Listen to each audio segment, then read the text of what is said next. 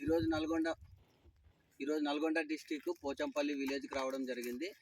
అలాగే ఇప్పుడున్న చీనీ తోటలో ఏదైతే ఉందో రైతు ఒక మాటలో, సార్ ఇది ఏ ఊరు సార్? ఇది పోచంపల్లి విలేజ్. మీ పేరు?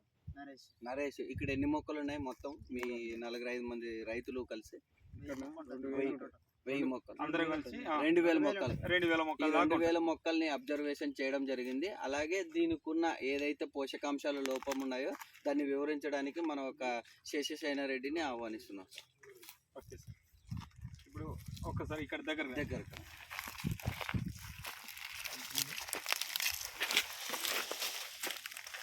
ఈ మొత్తం ఈ బొడపకాయలు వచ్చి మొత్తం రాలిపోతున్నాయి కదా సార్. ఇవి అంటే బొడ్డు తెగులు అనొచ్చు, దీన్ని బొడపకాయలు అనొచ్చు, ఇంకొకటి అనొచ్చు. అంటే దీనికి రకరకాల కారణాలు ఉంటాయి సార్ భూమిలోన. దీంట్లోనే ఎప్పుడైతే మనకి ఈ పోషక విలువలు అనేది మనకి భూమిలో ఎప్పుడైతే తక్కువైపోతాయో, ఈ భూమిలో తక్కువ కావడం వల్ల మనకి ఈ పంట అంటే మనకు మార్కెట్ చేరక ముందే రాలి పడిపోతున్నాయి అన్నివి.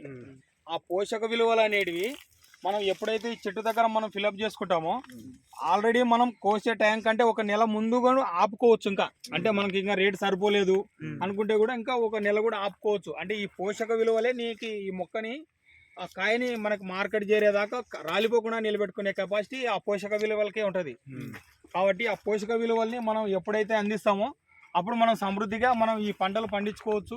మనం పెట్టిన పెట్టుబడికి మనం న్యాయం చేసుకోవచ్చు. ఈరోజు మీరు పెట్టిన పెట్టుబడికి ఈ కింద రాలిపోయే కాయలకి మార్కెట్లో విలువ తక్కువనే, అన్ని అంటే నష్టమే వస్తుంది కానీ అధికం లేదు.